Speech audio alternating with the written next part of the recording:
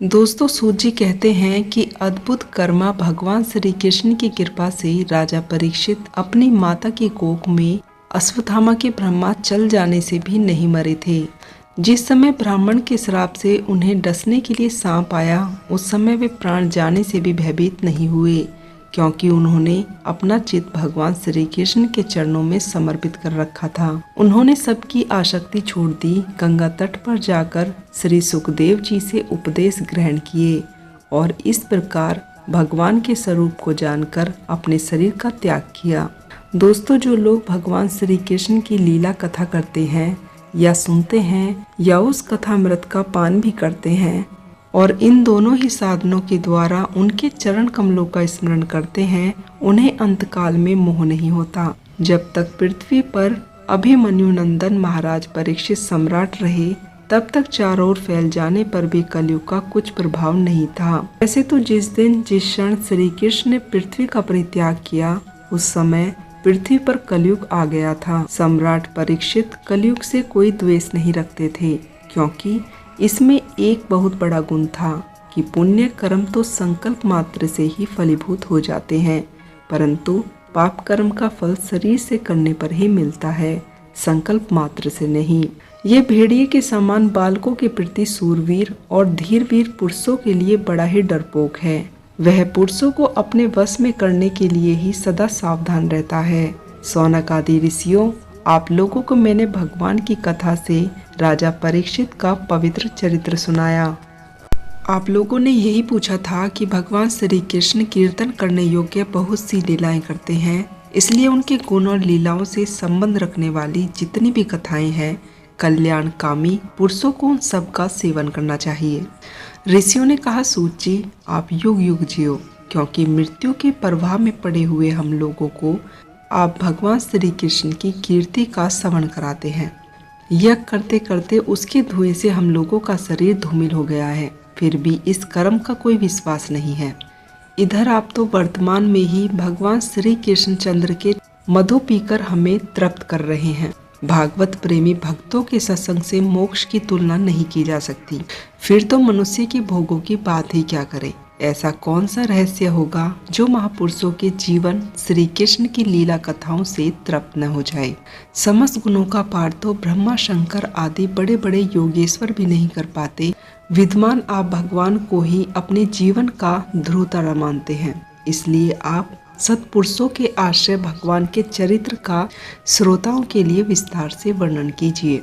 भगवान के परम प्रेमी परीक्षित ने श्री सुखदेव जी के उपदेश किए हुए जिस ज्ञान से भगवान के चरण कमलों को तृप्त किया, आप कृपा करके उसी ज्ञान और परीक्षित के परम पवित्र उपाख्यान का वर्णन कीजिए, क्योंकि उसमें कोई बात छिपकर नहीं कही गई होगी और भागवत प्रेम की अद्भुत योग निष्ठा का निरूपण किया गया होगा। उसमें पद पद पर भगवान श्री कृष्ण की लीलाओं का वर्णन हुआ होगा। भगवान के प्यारे भक्तों को वैसा प्रसंग सुनने में बड़ा ही रस मिलता है। सूत जी कहते हैं, विलोम जाति से उत्पन्न होने पर भी महात्माओं की सेवा करने के कारण आज हमारा जन्म सफल हो गया, क्योंकि महापुरुषों के साथ बातचीत करने मात्र से ही नीच कुल में उत्पन्न होने की मनोव्यथा शीघ्र ही मिट जाती है। फिर उन लोगों की तो बात ही क्या है जो सत्पुरुषों के एकमात्र आश्रय भगवान का नाम लेते हैं। भगवान की शक्ति अनंत है, वे स्वयं अनंत है। वास्तव में उनके गुणों की अनंतता के कारण ही उन्हें अनंत कहा गया है। भगवान के गुणों की समानता भी अब कोई नहीं कर सकता, तब उससे बढ़कर तो कोई हो ही कैसे सकता है। उनके गुणों की यह विशेषता समझाने के लिए इतना कह देना ही पर्याप्त है कि लक्ष्मी जी अपने को प्राप्त कराने की इच्छा से प्रार्थना करने वाले ब्रह्मादि देवताओं को छोड़कर भगवान के न चाहने पर भी उनके चरण कमलों की रज का ही सेवन करती हैं। ब्रह्मा जी ने भगवान के चरण कमलों को धोने के लिए जो जल समर्पित किया था, वही उनके चरण नखों से निकलकर गंगा जी के रूप में प्रवाहित हुआ। यह जल महादेव जी से ही सारे जगत को पवित्र करता है। ऐसी अवस्था में त्रिभुवन में श्री कृष्ण के अतिरिक्त भगवान का शब्द का दूसरा क्या अर्थ हो सकता है, जिसके प्रेम को प्राप्त करके धीर पुरुष देह आदि की दृढ़ आसक्ति को छोड़ देते हैं और उस अंतिम परमहंस आश्रम को स्वीकार कर लेते हैं, जिसमें किसी को कष्ट न पहुंचाना और सब ओर से उपशांत हो जाना ही स्वधर्म होता है। सूर्य के समान प्रकाशमान आत्माओं, आप लोगों ने मुझसे जो कुछ भी पूछा है वह मैं अपनी समझ के अनुसार सुनाता हूँ। जैसे पक्षी अपनी शक्ति के अनुसार आकाश में उड़ते हैं, वैसे ही विद्वान लोग भी अपनी अपनी बुद्धि के अनुसार ही श्री कृष्ण की लीला का वर्णन करते हैं। एक दिन राजा परीक्षित धनुष लेकर वन में शिकार खेलने गए हुए थे। हिरणों के पीछे दौड़ते दौड़ते वे थक गए और उन्हें बड़े जोर से भूख और प्यास लगने लगी।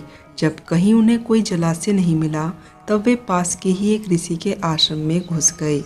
उन्होंने देखा कि वहां आंख बंद करके शांत भाव से एक मुनि आसन पर बैठे हुए हैं। इंद्रिय, प्राण, मन व बुद्धि के अनिरुद्ध हो जाने से वे संसार से ऊपर उठ गए थे। उनका शरीर बिखरी हुई घटाओं से मृग चरम में ढका हुआ था। राजा परीक्षित ने ऐसी ही अवस्था में उनसे जल मांगा, क्योंकि प्यास से उनका गला सूखा जा रहा था। तब राजा को वहां बैठने के लिए तिनके का भी आसन न मिला। किसी ने भी उनको भूमि पर बैठने के लिए नहीं कहा। आदर भरी मीठी बातें तो कहाँ से मिलती। तब अपने को अपमानित सा मानकर वे बहुत ही क्रोधित हो गए। सौनक जी कहते हैं कि वे भूख प्यास से छटपटा रहे थे, इसलिए उन्होंने ब्राह्मण के प्रति ईर्ष्या और क्रोध होने लगा। उनके जीवन में इस प्रकार का यह पहला ही अवसर था। वहां से लौटते समय उन्होंने क्रोधवश धनुष की नोक से एक सांप उठाकर ऋषि के गले में डाल दिया और अपनी राजधानी लौट आए। उनके मन में यह बात आई कि उन्होंने जो अपने नेत्र बंद कर रखे थे, उन्होंने झूठ मूठ की समाधि का ढोंग रचा रखा था। उन मुनि का पुत्र बड़ा ही तेजस्वी था। वह दूसरे ऋषि कुमारों के साथ पास में ही खेल रहा था।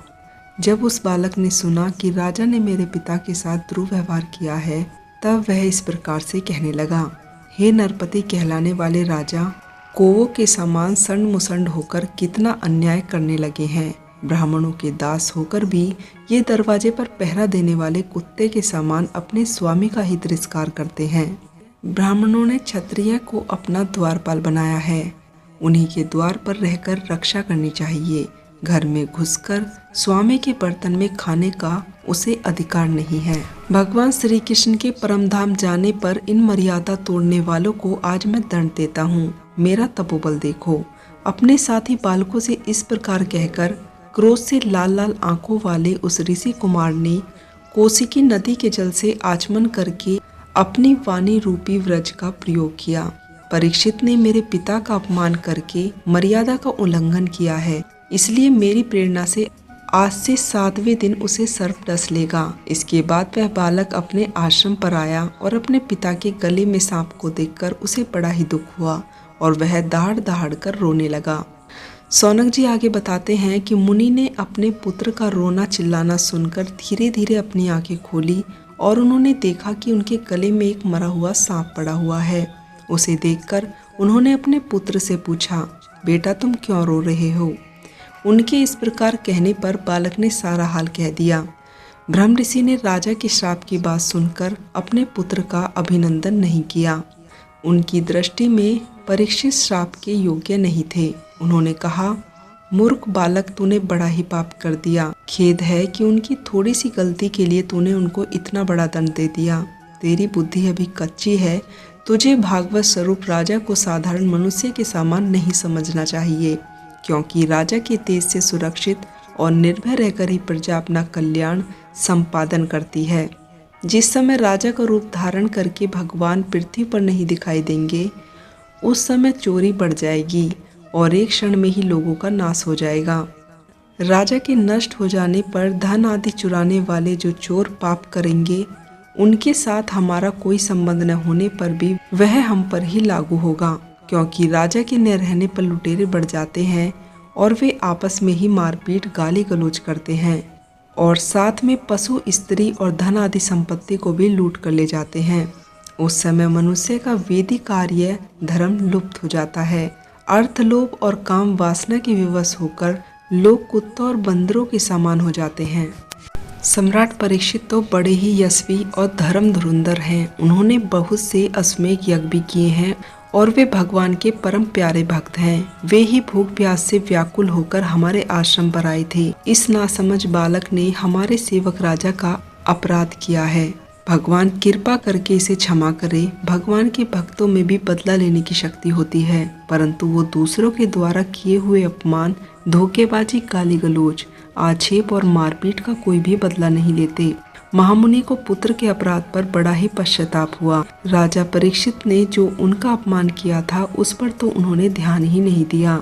महात्मा को स्वभाव ही ऐसा होता है कि जगत में जब दूसरे लोग उन्हें सुख दुख आदि में डाल देते हैं तब वे प्राय हर्षित या व्याधित नहीं होते, क्योंकि आत्मा का स्वरूप तो गुणों से स्वार्था परे है। दोस्तों, आप लोगों ने श्रीमद् भागवत कथा के स्कंद पहले के 18वें अध्याय की यह जानकारी कैसी लगी?